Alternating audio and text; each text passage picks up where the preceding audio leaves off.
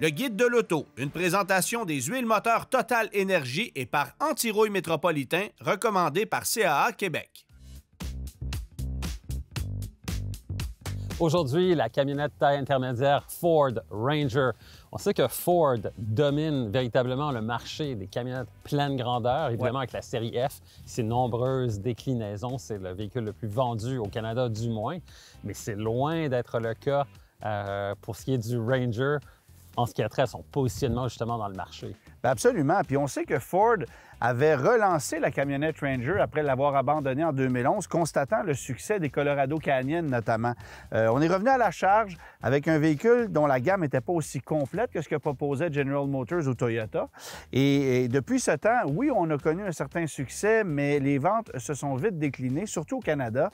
Et si tu compares les chiffres de 2023, un peu plus de 16 500 Tacoma avaient trouvé preneur au Canada, autour de 10 000 camionnettes Colorado Canyon, 3 500 Gladiator, 3 500 Frontier et dans la cave, le Ranger avec 2 700 ventes. Mais ça s'explique comment? On sait évidemment que le Tacoma a une très forte réputation de durabilité, de fiabilité, tout ça, ça explique quand même une partie de son succès. Mais pourquoi est-ce que le Ranger finalement était dernier de sa catégorie? Son prix? Ouais. Le fait que les Américains ne soient pas très motivés à en vendre chez nous au Canada, considérant sa profitabilité versus le marché américain, et le fait qu'on était en fin de carrière aussi, sachant qu'il y avait une nouvelle génération qui s'en venait. Mais quand même, on devrait être en mesure de mieux compétitionner la concurrence qui est présente actuellement, parce que ne se sont pas ajoutés de nouveaux joueurs au fil des années. C'est la même chasse gardée dans ce segment-là. Et pour ce qui est de cette nouvelle gamme de Ranger, c'est une gamme qui est un peu plus évoluée, un peu plus complète finalement. Bien, on a une seule configuration de carrosserie, comme la précédente génération. C'était d'ailleurs plein de ne pas avoir une caisse allongée par rapport à Toyota, par rapport à Nissan, qui, eux, vont proposer cette option-là. Mais aux États-Unis, plus de 95 des ventes sont faites avec des caisses de 5 pieds. Donc, Ford a décidé de ne pas offrir une caisse plus longue. Par contre, on arrive cette année avec 3 motorisations, alors qu'on n'en avait qu'une seule avec la précédente génération. Alors ça sera peut-être un élément qui va faire pencher certains acheteurs pour le Ford Ranger. Le fait de pouvoir, par exemple, aller chercher un moteur à 6 cylindres, alors que la compétition les abandonne les uns après les autres. Il y a en fait que Nissan qui conserve un vieux V6, on devrait dire ça comme ça.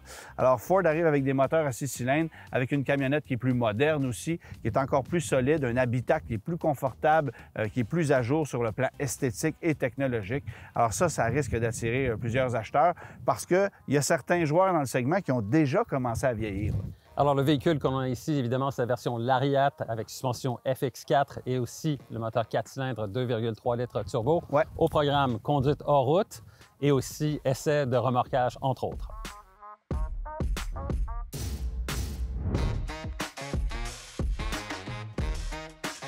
On est équipé de l'ensemble FX4 avec le Ranger qu'on a ici. Il y a plusieurs acheteurs qui choisissent ce groupe d'options-là, qui honnêtement coûte pas cher, c'est 1 400 $. Ce que tu obtiens, c'est une suspension conçue pour la conduite hors route, des pneus plus agressifs et une gestion électronique des différents modes de conduite. Il y en a 7 au total. Ça ajoute aussi les plaques de soubassement qui vont venir protéger des éléments mécaniques.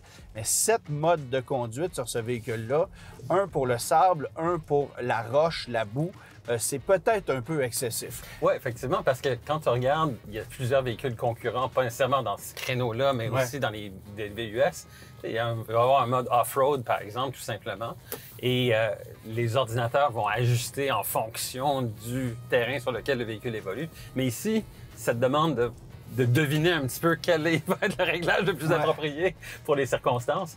Puis ça change beaucoup. Oui, c'est beaucoup de gestion pour pas beaucoup de différence, mais ça permet d'optimiser le rendement du camion. Et ce que je constate, la raison pour laquelle, en fait, je voulais qu'on vienne jouer ici dans un territoire de conduite hors route, c'est de voir à quel point le châssis est solide. Et là-dessus, honnêtement, c'est totalement réussi. Il n'y a pas de craquement, il n'y a pas de bruit de caisse. Tu as l'impression que le camion est construit d'une seule pièce. C'est vraiment solide. Il y a une belle amélioration par rapport à l'ancien modèle, mais qui, de ce côté-là, n'était pas vilain non plus. Alors, c'est vraiment un camion solide et j'ai envie de te dire que je le sens plus solide que certains autres joueurs qui ont très, très bonne réputation dans le segment. Là. Il y en a qui commencent par T, là, entre autres. Là. Alors, c'est vraiment un camion qui est impressionnant à ce niveau-là. Et la réponse à l'accélérateur, elle est bonne aussi. Le petit moteur 2.3 litres. fait le travail. Ah oui, ça fait un super bon boulot. C'est jumelé à une boîte 10 rapports dont la gestion va être modifiée selon le mode de conduite que tu vas sélectionner. Là. Sur la route, lorsqu'on roule par exemple sur autoroute, ben là, évidemment, ça permet de baisser le régime moteur et donc de bonifier la consommation. Oui, le moteur, on ne le sent pas forcé du tout. C'est une transmission qu'on a peaufinée avec cette nouvelle génération-là, mais sans la transformer complètement parce qu'elle fait le travail. Bon, évidemment, ici, on a le 4 cylindres turbocompressé, mais il y a une autre option moteur qui s'offre à nous aussi. Oui, le V6 2.7 litres qu'on ajoute cette année dans le Ranger, et c'est probablement un des moteurs les plus fiables et les plus efficaces qu'on a jamais offert chez ce constructeur. On élimine dans l'industrie les moteurs V6 dans les camionnettes intermédiaires et pour moi, c'est une erreur. Alors ici, avec le 4 cylindres, la cote de consommation combinée annoncée est à 11 litres au 100, raisonnable, et c'est 11,5 litres au 100 avec le V6 de 2,7 litres turbo, mais qui, lui, va offrir 315 chevaux de puissance, 400 livres-pieds de couple. Et je serais très curieux d'effectuer le test de consommation entre les deux mécaniques parce que j'ai franchement l'impression que ça va être à peu près du pareil au même, mais avec un avantage de souplesse nettement plus élevé du côté du moteur V6. Et c'est pas une option qui est très coûteuse, à peine 2500 $. Bon, puis évidemment, on peut pas passer sous silence l'arrivée de cette version Raptor qu'on aura bien l'occasion d'essayer. Ouais, parce qu'on parle de 405 chevaux, surtout qu'il y a un prix de 80 000 $ aussi. Donc, on est vraiment dans presque dans une autre gamme de véhicules. Oh, oui, sans option en plus. Exact. 80 000 $ sans option. Tu auras constaté aussi que l'habitacle du véhicule, c'est franchement confortable, c'est beaucoup mieux aménagé. La finition est nettement mieux que par le passé aussi. La présentation, moi, ça me plaît. J'aime beaucoup l'ergonomie de la console centrale. Mention d'honneur aux sièges qui sont probablement les plus confortables de tout le segment. Que faire en cas de délit de fuite? Avisez votre assureur dès que possible. Une personne vous guidera dans les démarches. Recueillez des informations, interrogez des témoins neutres si vous le pouvez et notez leurs coordonnées. Contactez la police dans les 24 heures qui suivent pour signaler l'incident.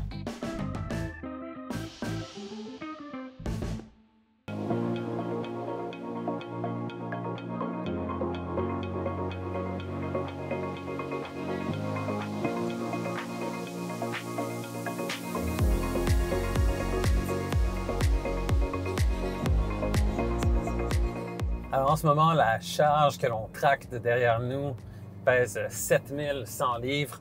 On est 400 livres de moins que la capacité maximale de remorquage de cette variante du Ford Ranger. Évidemment, le Raptor, c'est un peu moins, 5500 livres. Ouais. Mais tout de même, on sent que le véhicule est capable de prendre cette charge maximale, ce qui n'est pas nécessairement le cas de certains véhicules concurrents. Bien, en fait, du côté des constructeurs japonais, alors Nissan, Toyota, on est dans les 6000, 6500 livres. Chez General Motors, on est autour de ça, 7500 livres aussi. Mais quelle est la pertinence d'offrir une capacité de remorquage à 7500 livres sur un véhicule comme celui-là? On peut se poser des questions. Clairement, le véhicule est capable de le faire, est à l'aise, mais c'est clair que les freins, la suspension, ça travaille très fort, la transmission aussi. Et rendu là, si on a des charges comme celle-là à remorquer sur une base régulière, moi, j'irais dans un camion pleine grandeur. Passer 6000 livres, ça commence à être un peu limite. Alors, bien qu'on puisse se vanter d'avoir une meilleure capacité de remorquage chez Ford que chez les constructeurs japonais, moi, je pense que c'est pas nécessairement un argument. Encore une fois, parce que j'irais avec un pleine grandeur. Cela dit, on le sent, le camion est solide et capable de le faire. Il y a aussi une technologie qui a été empruntée, je pense, au Ford F-150 pour ce véhicule-ci aussi. Oui, la technologie qui s'appelle Pro Trailer Backup Assist, ça permet de faciliter les manœuvres en marche arrière. Ça fonctionne très bien. Et évidemment, c'est retransmis à travers ce gros écran qui lui aussi est tout nouveau pour cette génération du Ranger 2024.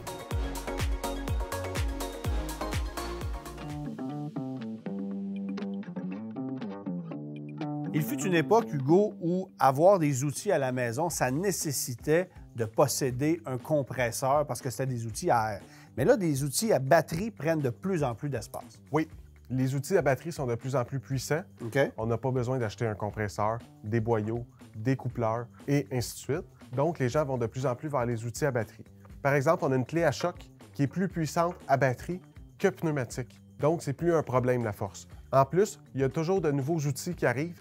Exemple, un ratchet, on peut l'avoir en 10 modèles différents. Longueur, grosseur, force, et ainsi de suite. On a même une polisseuse de petit diamètre pour faire des petits travaux. OK. Maintenant, les batteries de ça, est-ce que c'est résistant? Parce que c'était le principal problème dans le passé. Là. Oui, les batteries sont de plus en plus résistantes.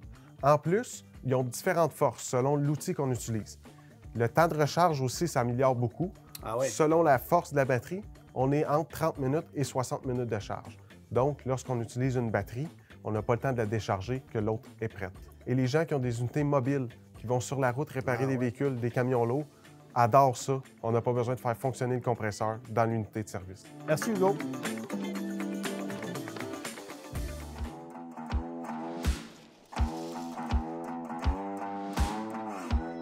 Cette semaine, la question nous vient de Pierre et ça concerne le Ford Maverick.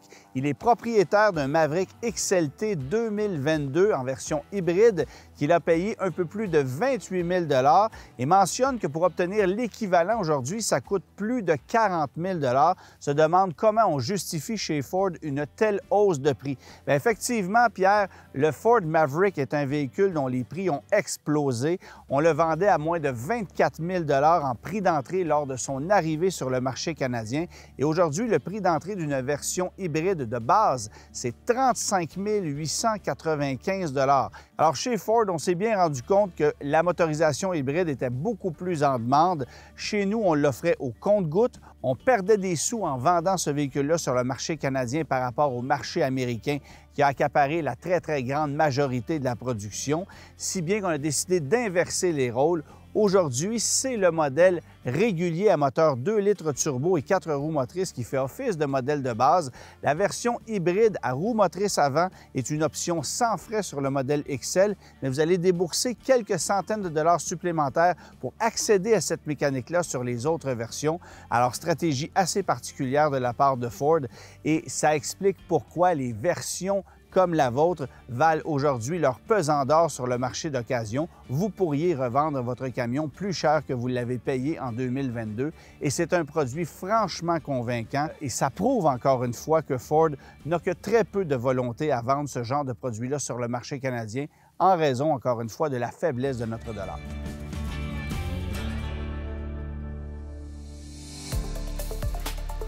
Le choix de votre plan de garantie prolongée dépend de votre niveau de tolérance au risque. Demandez à votre conseiller de bien évaluer votre besoin afin de choisir le produit qui vous convient le mieux.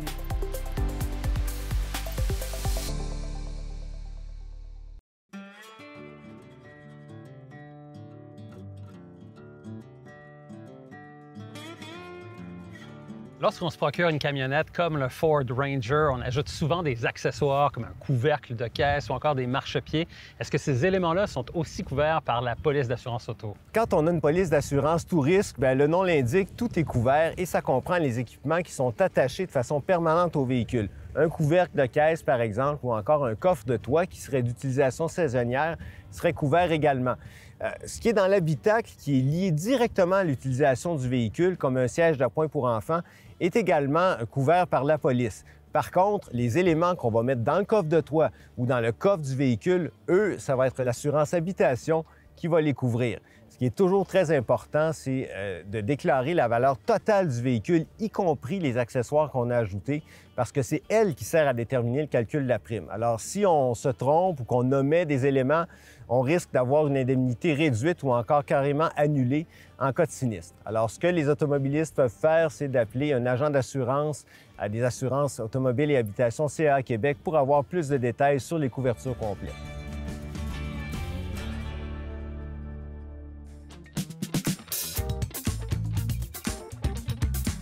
Mathieu, depuis l'essai du Rivian, je sais que tu es un gars de pick-up. Alors, je te présente maintenant le Ford Ranger. Là, tu vas me dire, ouais, je suis pas nécessairement un gars de pick-up, mais Tu sais ce qu'on dit des gars de pick-up, hein? Ce qui est important, c'est pas d'en avoir un, c'est de connaître quelqu'un qui en a un. C'est ça.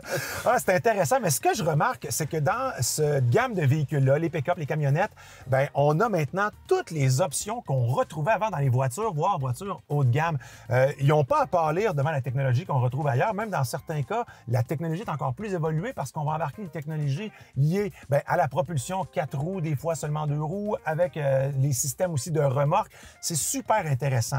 D'ailleurs, chez Ford, l'écran vertical, on le reconnaît, c'est un peu calqué de ce qu'on a retrouvé notamment dans la Mach-E. Ouais. Bon, ici, le système, permets-moi quand même de te dire que il y a un petit peu de lenteur dans chacune des options. Effectivement. Mais bon, écoute, c'est rien de catastrophique. Ce que je trouve intéressant, c'est qu'il y a des assistants à la conduite, comme on retrouve sur plusieurs véhicules maintenant. Ça veut dire qu'il y a des capteurs, des caméras 360, un régulateur de vitesse adaptatif, du freinage automatique en mode arrière. Si par exemple, il y a un obstacle, bien, ça peut décider de freiner à ta place, comme dans plein d'autres véhicules. Mais quand on a un véhicule de ce poids-là, de cette taille-là, ça se peut qu'il y ait des angles morts plus grands que si vous conduisez une Mini Cooper. Il va y avoir aussi le système de suivi de voie. Et ce que je trouve fort intéressant et qu'on retrouvait avant sur des véhicules qui étaient spécialisés dans le hors-route, bien, c'est des affichages avec des données liées au hors-route. C'est-à-dire que tu vas avoir le tangage, le roulis, les angles de direction, autant d'informations qui sont intéressantes dans la mesure où, je le sais, si je penche plus vers la gauche ou vers la droite. Donc, je suis étonné de voir tout ça dans un véhicule comme ça. Et ça, c'est une nouveauté pour le Ford Ranger en 2024. D'abord que d'avoir cette grande tablette verticale, c'est pas ce qu'on avait dans le passé, mais aussi d'avoir une instrumentation 100% numérique. On intègre aussi Sync 4 dans ce véhicule-là. C'est beau de voir que non seulement on ne fait pas que du rattrapage, mais que à certains égards, on dépasse certains constructeurs automobiles. Et dans le cas qui nous concerne, évidemment, on a ajouté une technologie qui provient de la série F de Ford, c'est-à-dire le Pro Trailer Backup Assist. Ça permet notamment de faire des manœuvres en marche arrière avec une remorque arrimée sur le camion. Donc, facilite les manœuvres avec un véhicule comme ça, c'est pratique. Et je te terminerai avec ceci, Antoine. Tu as maintenant une tablette à dessin aussi. Exactement. Si tu veux prendre des notes comme ça alors que tu es en train de prendre un contrat pour construction d'un gazebo. Donc, tu as besoin de 3, 2 par 4. OK, 3, 2 par 4. Comme tu peux constater, j'essaie de te convertir de toutes les façons possibles et je t'ai mis une note personnalisée. Gars de pick-up. Ah, c'est gentil, Antoine. Merci beaucoup. Pas une très belle calligraphie, par exemple.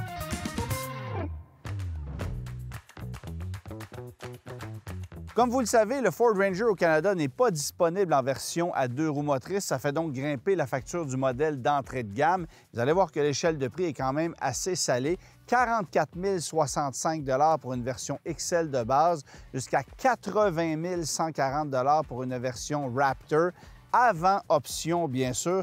Quant au modèle qu'on met à l'essai cette semaine, c'est 60 800 $. C'est une version Laria avec ensemble FX4 et quelques options supplémentaires. Alors, pas donné le Ford Ranger, mais évidemment une facture qui se compare à celle de la compétition aujourd'hui. Par contre, il faut savoir que les taux de financement et de location sont extrêmement élevés. 7,99 en financement 72 mois et 8,49 en location 48 mois. Des taux qui n'ont absolument rien à voir avec ceux du Ford F-150 qui sont à 2, 3, 4 % en ce moment. Alors, on voit ici la volonté de Ford à vouloir vendre des F-150 beaucoup plus que des Ranger. On préfère les vendre aux États-Unis, là où la profitabilité est plus forte. Et c'est la raison pour laquelle ces véhicules-là ne connaissent peut-être pas le succès qu'ils devraient connaître chez nous, parce que le produit est franchement convaincant.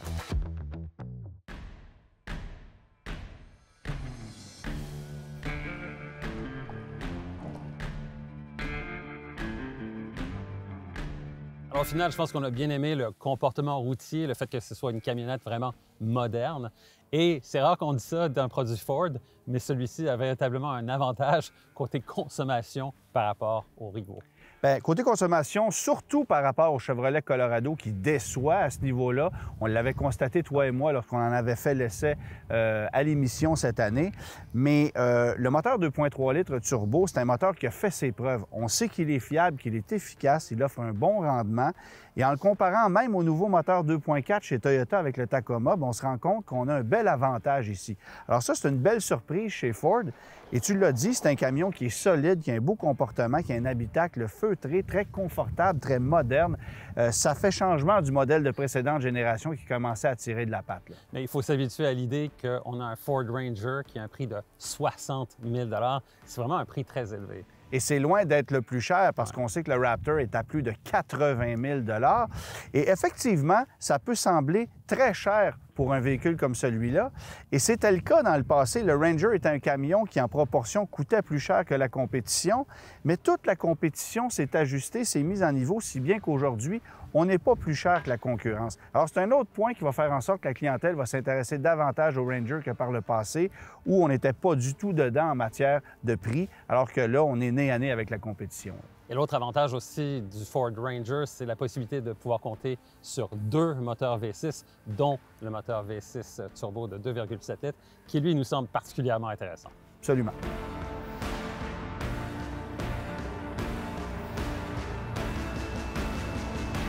Cette émission vous a été présentée par votre quincaillier Patrick Morin et par les huiles moteurs Total Énergie.